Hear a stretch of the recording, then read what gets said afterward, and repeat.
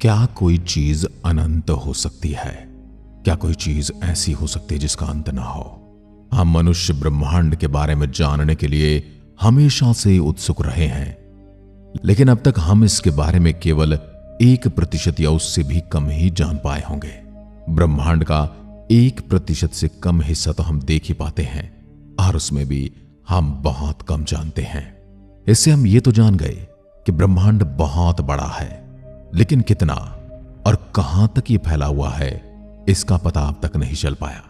लेकिन क्या आप ये जानते हैं कि ब्रह्मांड हमेशा से इतना विशाल नहीं था, ये इतना फैला हुआ नहीं था। ये सब तो आज से 14 अरब साल पहले बिग बैंग के साथ शुरू हुआ था, और तब से अब तक ये कभी न खत्म होने वाले एक गुब्बारे की तरह फूलता जा रहा है, यानी कि फैलता जा रहा है। इसका अर्थ यह हुआ कि ब्रह्मांड के केवल उन्हीं हिस्सों को देखा जा सकता है जिनके प्रकाश को हम तक पहुंचने में 14 अरब साल का समय लगा है। यदि कोई भी चीज इससे बाहर है तो हम कभी नहीं देख पाएंगे। और दूसरी बात, किसी चीज के प्रकाश को हम तक पहुंचने में 14 अरब साल का समय लगेगा, इतनी दूरी पर हमें वह चीज कैसे मिलेगी? और क्या हम सच में उस चीज से 14 अरब प्रकाश वर्ष की दूरी पर होंगे? यदि ब्रह्मांड सब कुछ है तो उसके बाहर कुछ कैसे हो सकता है? और क्या ब्रह्मांड का कोई किनारा भी हो सकता है? यह सवाल भी हमें उन हैरान करने वाले सवालों के साथ अकेला छोड़ देता है। लेकिन यज्ञात में एक निरंतर यात्रा है जो हमारे नॉलेज और हमारे इमेजिनेशन की बाउंड्रीज को आगे बढ़ाती है। जितनी हम कल्पनाएं करते जाते हैं उतने ही हम अपनी कल्पनाओं में उलझते चले जाते हैं। किसे पता है कि किसी दिन ब्रह्मांड के असली रहस्य को हम जान लेंगे। हम केवल अभी ब्रह्मांड के एक छोटे से हिस्से को ही देख सकते हैं जिसे हमने अब तक ऑब्जर्व किया है, क्योंकि प्रकाश को ट्रेवल करने में समय लगता है। लेकिन क्या होगा अगर ब्रह्मांड का अंत ही नहीं होगा? और क्या होगा यदि ब्रह्मांड का अंत मिल भी जाता है? क्या एक ब्रह्मांड के बाद दूसरा ब्रह्मांड होता है, या फिर एक ही ब्रह्मांड है? जिस प्रकार हमारा सूर्यमंडल है, उसके बाहर भी और बहुत सारे ऐसे तारामंडल हैं जो अपने अपने सूर्य के चारों ओर चक्कर लगाते हैं। क्या जिस प्रकार हमारी गैलेक्सी के जैसी और भी बहुत सारी गैलेक्सीज हैं, वैसे ही हमारे ब्रह्मांड के जैसा भी कोई ब्रह्मांड होगा? और यदि होगा तो क्या वह इससे विशाल होगा या इससे छोटा होगा? या वह हमारे ब्रह्मांड के अंदर ही होगा या हमारा ब्रह्मांड उसके अंदर होगा? और यदि हमारे ब्रह्मांड का जन्म 14 अरब साल पहले हुआ है तो क्या उसका जन्म भी उसी समय हुआ होगा, या वो हमसे पहले का ब्रह्मांड है? यह बिग बैंग थ्योरी एक ऐसी थ्योरी है जो हर एक नए ब्रह्मांड के साथ जन्म लेती है और फिर एक बार फिर से बिग बैंग होता है। यह ठीक एक चींटी और एक संतरे जैसा होगा। एक चींटी संतरे का पूरा चक्कर लगाकर वापस उसी जगह पर पहुंच जाती है जहां से वो चली थी। यदि आप समुद्र से यात्रा करेंगे तो आप पृथ्वी के उसी हिस्से पर वापस लौट जाएंगे जहां से आपने अपनी यात्रा शुरू की थी। आप किसी स्टेडियम के बाहर जब चक्कर लगाते हैं तो जहां से आपकी यात्रा शुरू होती है वहीं पर आकर खत्म भी हो जाती है। और इस प्रकार हम कितने भी चक्कर लगाते रहें, उस चीज का अंत नहीं आता है। क्योंकि यदि हम किसी फल की शेप को देखें, संतरे के छिलके को देखें, तो उसका कोई अंत स्पष्ट है ही नहीं, उसकी कोई बाउंड्री ही नहीं है। हां, हम उससे बाहर से देखकर जरूर कह सकते हैं कि पूरे संतरे की बाउंड्री यहां तक है। लेकिन यदि हम चींटी के समान छोटे हैं तो हम कभी उसका किनारा नहीं ढूंढ पाएंगे। ब्रह्मांड भी कुछ ऐसा ही हो सकता है, एक ऐसा स्थान जो अपने आप में वापस मुड़ जाता है, जिसे समझ ले कि हमारा दिमाग स्ट्रगल करता है। इस सिनारियो में कोई बॉर्डर नहीं होगा। हम पूरी 3D दुनिया संतरे के छिलके की तरह होगी, और अगर आप कभी समय तक एक स्ट्रेट लाइन में उड़ते हैं तो आप वापस वहीं पर पहुंच सकते हैं जहां से आपने शुरुआत की थी। पृथ्वी पर हम चीजों को क्षितिज के पार गायब होते हुए देख सकते हैं, जो हमें ग्रह के आकार को मापने में मदद करता है। लेकिन सच तो यह है कि हमें अभी तक पता ही नहीं है कि ब्रह्मांड फाइनाइट और इनफाइनाइट हाइपरस्फीयर सिद्धांत की एक फैसिनेटिंग पॉसिबिलिटी है, लेकिन अभी के लिए एक रहस्य बना हुआ है जिसका खुलासा भविष्य में होना है। तो तारों को निहारते रहें और इस पर विचार करते रहें। शायद ब्रह्मांड एक ब्रह्मांडीय संतरे का छिलका है जो हमारे जैसी बहुत सारे छोटे मोटे जानवर इसके ऊपर घूम रहे हैं और हर कोई इसके अंत तक पहुंचना चाहता है। और यदि ऐसा है तो उसके अंत तक हम कभी नहीं पहुंच पाएंगे, ना ही हम उसके अंत को समझ पाएंगे और ना ही उसके अंत को देख पाएंगे। यदि हम ब्रह्मांड को एक खाने वाली डोनट की तरह मान लें जो कि सीधा आकर फिर से वापस मुड़ जाता है, यह हाइपर डोनट ब्रह्मांड के आकार के लिए एक और दावेदार हाइपरस्फीयर की तरह ही। अगर आप काफी देर तक एक सीधी रेखा में यात्रा करते हैं तो आप अंततः अपने शुरुआती बिंदु पर वापस आ जाते हैं।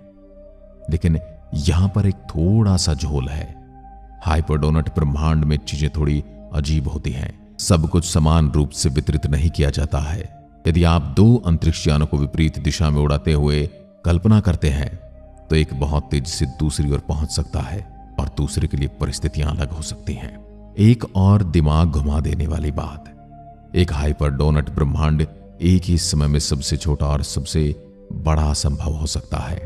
अपनी अजीब ज्योमेट्री के कारण यह सैद्धांतिक रूप से हमारे ऑब्जर्वेबल यूनिवर्स से कुछ ही गुना बड़ा हो सकता है, लेकिन यह अनंत रूप से विशाल भी हो सकता है। क्योंकि क्या होगा अगर ब्रह्मांड का वास्तव में कोई अंत ही नहीं है?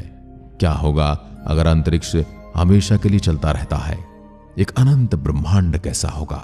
ये एक ऐसा सवाल है जिस पर सदियों से फिलोसोफर और साइंटिस्ट विचार कर रहे हैं। बुद्धिजीवी इस पर अपना दिमाग खपा रहे हैं। एक अनंत ब्रह्मांड, एक अनंत रूप से दोहराए जाने वाले पैटर्न या अनंत सितारों के अस्तित्व जैसी मन को चकरा देने वाली अवधारणाओं को सामने लाता है, जिसमें से प्रत्येक में जीवन की अपनी क्षमता है।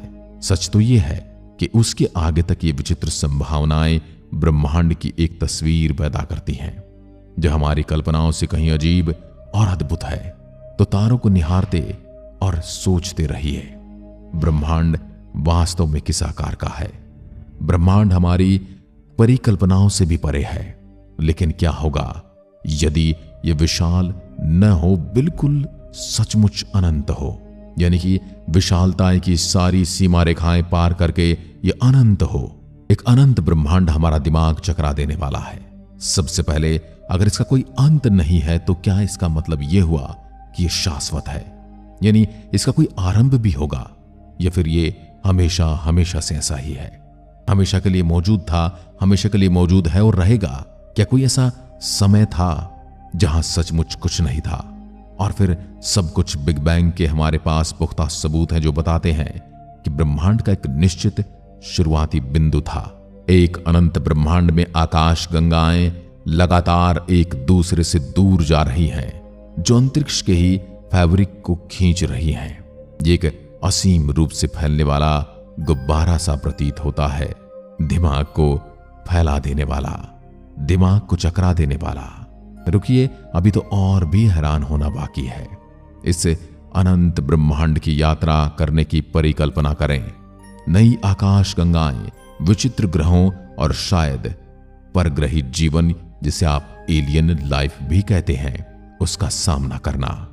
लेकिन अंतिम दिमाग यात्रा के लिए तैयार हो जाओ। कल्पना से भी लंबे समय तक यात्रा करने के बाद आप मोस्ट माइंड ब्लोइंग खोज पर ठोकर खा सकते हैं। यह कैसे संभव है? क्योंकि ब्रह्मांड में सब कुछ एक सीमित संख्या में निर्माण ब्लॉकों से बना है। मूलभूत कण और सामग्री की एक सीमित संख्या के साथ आप केवल सीमित संख्या में संयोजन बना सकते हैं।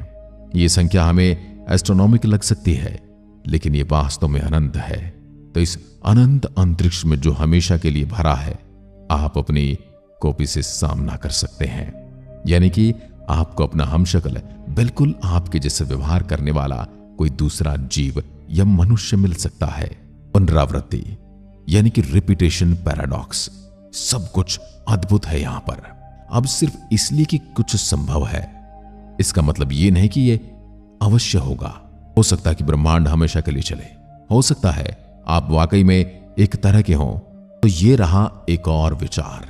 अगर नियम और फिजिक्स हर जगह एक समान है, तो दूर, बहुत दूर समान परिस्थितियों ने तारों और ग्रहों को जन्म दिया होगा।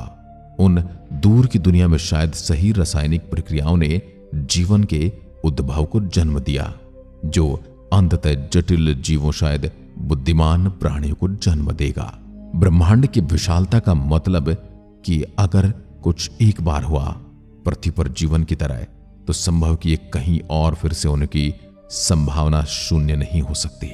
ये एक दिमाग को झकझोर देने वाली संभावना है जो हमें जवाबों से ज्यादा सवालों के साथ छोड़ देती है। ब्रह्मांड अनंत संभावनाओं का स्थान है, शायद अनंत दोहराव भी है। यानी कि ब्रह्मांड अपने आप को बदलता रहता है। जैसे एक जीव दूसरे जीव को जन्म देता है और अपनी प्रॉपर्टी, अपना सब कुछ उसे सौंप देता है, वैसे ही शायद ब्रह्मांड भी करता है।